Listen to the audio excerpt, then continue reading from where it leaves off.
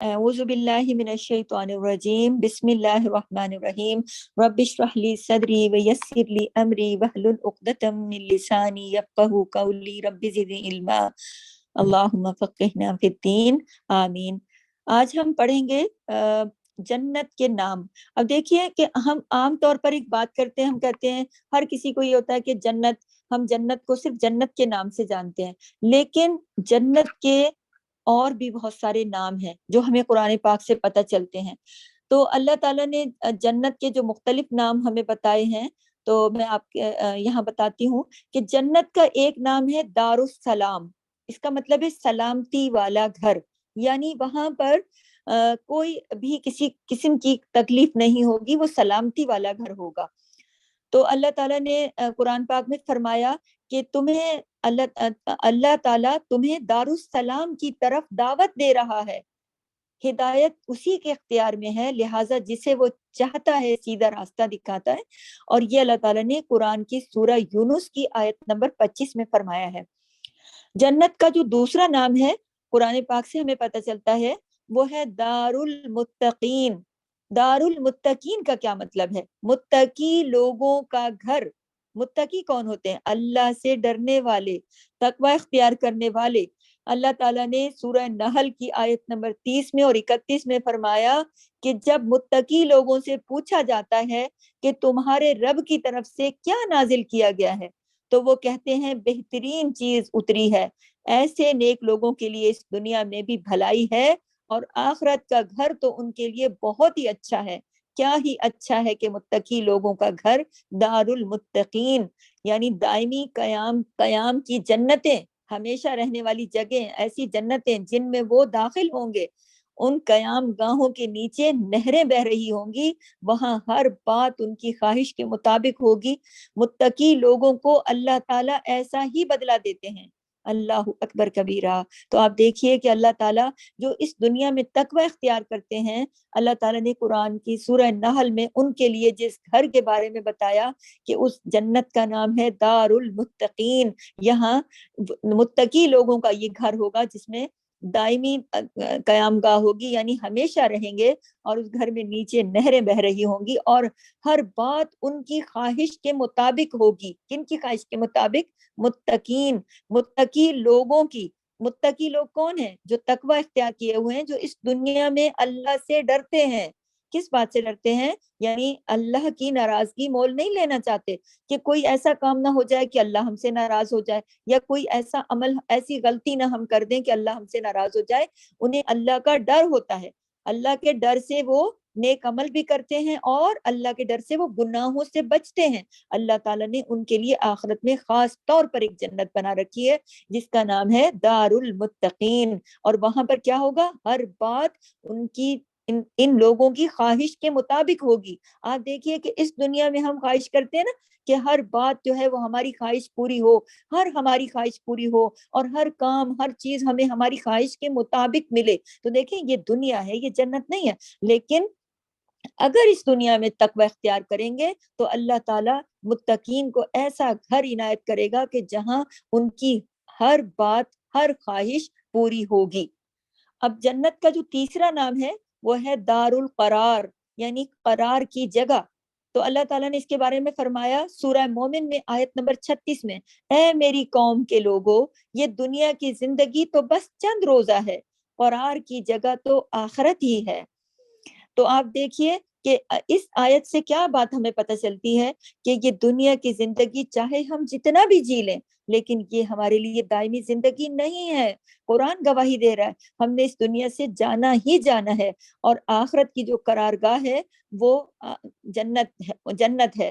تو ایسے لوگ جو اللہ تعالیٰ کی آخرت پر یقین رکھتے ہیں، اور اللہ اس دنیا کو چند روزہ ہی سمجھتے ہیں، اور اللہ کی پسند کے کام کرتے رہتے ہیں، تو اللہ تعالیٰ انہیں دار القرار میں جگہ دیں گے، جو کہ ہمیشہ رہنے کی جگہ ہے، اور جنت کا یہ تیسرا نام ہے۔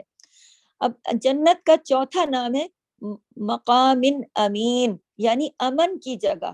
آپ دیکھیں کہ اس دنیا میں ہر کوئی چاہتا ہے نا کہ میں ایسی جگہ رہوں جہاں کوئی لڑائی جھگڑا نہ ہو، ایسی پرسکون جگہ ہو جہاں مجھے ہر وقت اچھا لگے، تو یہ جنت میں ہے، اور جنت کا یہ ایک مقام ہے، اس کا نام ہے مقام امین، یعنی ایسی جگہ کہ جہاں ہمیشہ امن ہی رہے گا۔ اور اللہ تعالیٰ اس کے لیے فرماتے ہیں سورہ دخان میں، قرآن پاک کی آیت ہے سورہ دخان کی، بے شک متقی لوگ امن کی جگہ میں ہوں گے، باغوں میں اور چشموں میں رہیں گے، یعنی کوئی بھی ڈسٹربنس وہاں پر نہیں ہوگی، ان کا امن خراب نہیں ہوگا۔ تو آج اس دنیا میں ہم نے اس طرح کے اعمال کرنے ہیں نا کہ اللہ تعالیٰ ہمیں ان خوبصورت جگہوں میں جگہ عطا فرمائے۔ جنت کا اگلا نام جو ہے وہ ہے، جنت کا جو پانچواں نام ہے کہ دار الاخرہ، دار الاخرہ یعنی آخرت کا گھر بھی کہا گیا ہے، آخرت کا گھر بھی۔ اللہ تعالیٰ نے قرآن پاک میں فرمایا سورہ یوسف کی آیت نمبر 109 میں، آخرت کا گھر ہی بہتر ہے ان لوگوں کے لیے جنہوں نے تقوی اختیار کیا، کیا تم لوگ عقل سے کام نہیں لیتے؟ اللہ اکبر۔ آپ دیکھیے کیا خوبصورت آیت ہے کہ اللہ تعالیٰ نے فرمایا کہ ان گھروں میں، جنہیں کہ اس دنیا کے گھروں میں ہم اپنے آپ کو سمجھتے ہیں نا یہ میرا گھر ہے، نہیں، آخرت کا گھر ہی اصل بہتر ہے، آخرت کا گھر ہی بہتر ہے ان لوگوں کے لیے جنہوں نے اس دنیا میں تقوی اختیار کیا۔ دوبارہ تقوی کی بات آ گئی کہ جنہوں نے اپنے دل میں اللہ کا ڈر رکھا۔ اللہ کے ڈر کا مطلب کیا ہے؟ اللہ کے ڈر کا مطلب یہ ہے ایسے کام نہ کرنا اللہ کے ڈر سے جو اللہ کو پسند نہیں، اور ایسے کام کرنا جو اللہ کو پسند ہے، یعنی اللہ کی ناراضگی سے بچنا۔ تو اللہ تعالیٰ فرما رہے کیا تم عقل سے کام نہیں لیتے؟ یعنی عقل سے کام لو اور ایسے کام نہ کرو کہ جو اللہ کو پسند نہیں ہے، تاکہ تمہارا آخرت کا جو گھر ہے وہ جنت ہو۔ یہ جو آخرت کا گھر پکارا گیا یہ اصل جنت ہے۔ تو جنت کا چھٹا جو نام ہے جنت النعیم، جنت کا چھٹا گھر نام کیا ہے؟ جنت النعیم۔ اس کا مطلب کیا ہے؟ نعمتوں بھری جنتیں، اس کا مطلب ہے نعمتوں بھری جنتیں۔ اور قرآن پاک میں سورہ واقعہ میں آیت نمبر 10، 11، 12 یعنی تینوں آیات میں اس کا ذکر ہے، اور اس میں فرمایا اللہ تعالیٰ نے، اور آگے والے تو آگے والے ہی ہیں، وہی تو مقرب لوگ ہیں، نعمت بھری جنتوں میں رہیں گے۔ اللہ اکبر۔ تو دیکھیے کہ آگے والے تو آگے والے ہی ہیں، اس کا مطلب کیا ہے؟